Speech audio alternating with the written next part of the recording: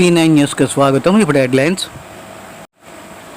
శ్రీ శ్రీ శ్రీ పైడిమమ్మ అమ్మవారు జాతర మహోత్సవం సందర్భంగా దూర తీర ప్రాంతాల నుండి విచ్చేసి అమ్మవారికి మొక్కుబడులు చెల్లించి అమ్మవారు మహిమలు పొందారు. ప్రతి సంవత్సరం ఎంత దూరం ఉన్నా ఈ యొక్క అమ్మవారి పండగకి రిటైర్ అయినా కూడా ఈ యొక్క అమ్మవారి జాతర మహోత్సవానికి అందరం వచ్చి కలిసికట్టుగా ఈ యొక్క కార్యక్రమంలో పాల్గొంటామని తెలియజేశారు. ఈ యొక్క పైడిమమ్మ అమ్మవారు చాలా మహిమగలదని, కోరికలు తెచ్చే కల్పవల్లని భక్తులు నమ్మకం.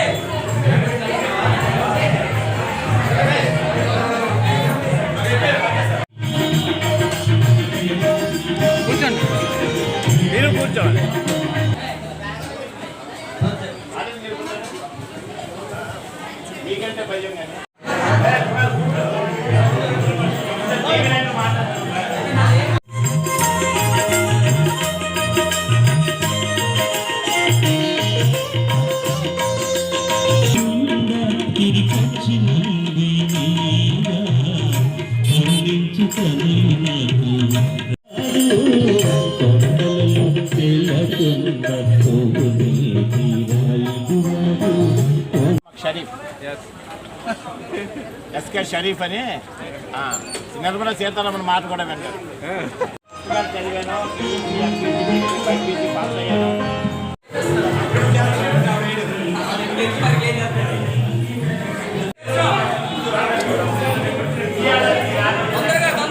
పూల వేసేస్తున్నాను నేను అమ్మవారిని.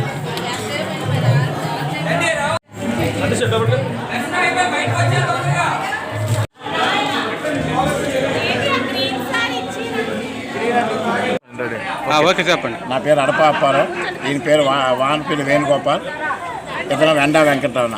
ముగ్గురు రైలు వెంపల పిల్లలమే. కనీసం ఈ పండుగ విశిష్టత ఏంటంటే ఒక 122 సంవత్సరాల క్రితం ఇది జరుగుతుంది. పండుగ ఇక్కడ కనీసం 324 ఇళ్ళు ఉండేవి. అవన్నీ డిస్పెండ్లు అయిపోయినా ఈ పండుగ నిర్విఘ్నంగా సాగడానికి కారణం ఏంటంటే పూర్వీకులందరూ ఇక్కడ చేరి ఈ పండుగ సోమవారం మంగళవారం జరిపిస్తున్నాం. లాస్ట్ టైం కూడా ఒకసారి మీకు ఈ V9కే ఇంటర్వ్యూ కూడా ఇచ్చాం. ఇక్కడ ఎవరు స్థానికులు లేరు, అయినప్పటికీ కూడా ఎక్కడెక్కడో ఉన్నటువంటి వాళ్ళు వచ్చి లాడ్జీలు తీసుకొని చౌల్ మంజారు అన్ని విధాలు తీసుకొని ఈ పండుగని, ఈ పైడితల పండుగని మేము కొనసాగిస్తున్నాం. సుమారు 2 సంవత్సరాల బట్టి పండుగ జరుగుతుంది. మేము కాలనీ లేకపోయినా అంతకుముందు జరిగింది, మా పూర్వీకులు జరిపించారు. ఇంటికి 2 రూపాయలు చందా ఇచ్చిన రోజులు కూడా ఉన్నాయి. ఈ రోజు 20,000 ఇచ్చిన చందాల దాకా వచ్చింది. పండుగ ఎన్ని రోజులు? సోమవారం మంగళవారం. సోమవారం మా తొలేళ్ళు, మంగళవారం అనుకుంటాం. సుమారుగా కనీసం ఒక 5-6 వేల మంది భక్తులకు వస్తారు. సాయంకాలం పరస మహోత్సవం సంబరం జరుగుతుంది. డప్పు మేళాలు అప్పుడు 10,000 మంది వస్తారు. మీ పేరు చెప్పండి. నా పేరు వెంకటరమణ. ఇక్కడ స్థానికులుగా ఎంతమంది ఉండేవాడిని. ఇప్పుడు ఈ కాలనీ డిమాన్షన్ చేసిన తర్వాత మేము వేరే దగ్గరికి వెళ్ళి నివసిస్తున్నాం.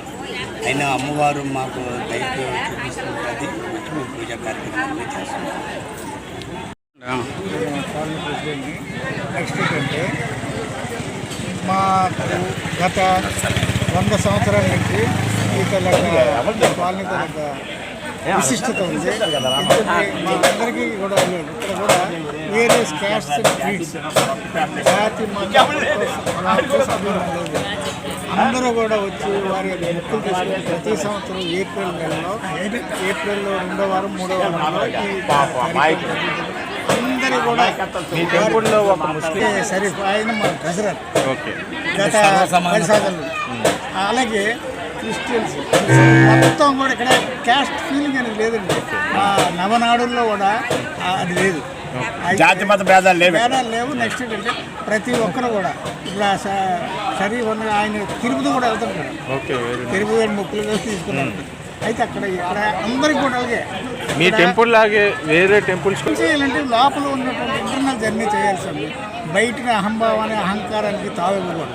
ఇంటర్నల్గా అసలు మనిషి ప్రపంచంలో 84 కోట్ల జీవరాశుల్లో అతి ఉత్తమమైంది మానవ జన్మ. ఆ జన్మను సార్థకత చేసుకోవాలండి. మనం ఎక్కడెక్కడ హిమాలయాలు చేయక్కర్లే. మనం నోటి నుంచి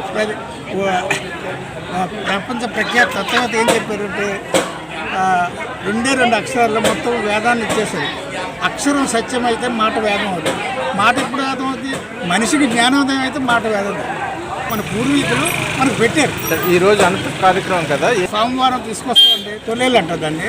అమ్మవారిని ఊరి చివరిని తీసుకొచ్చి తొలేలు అంట.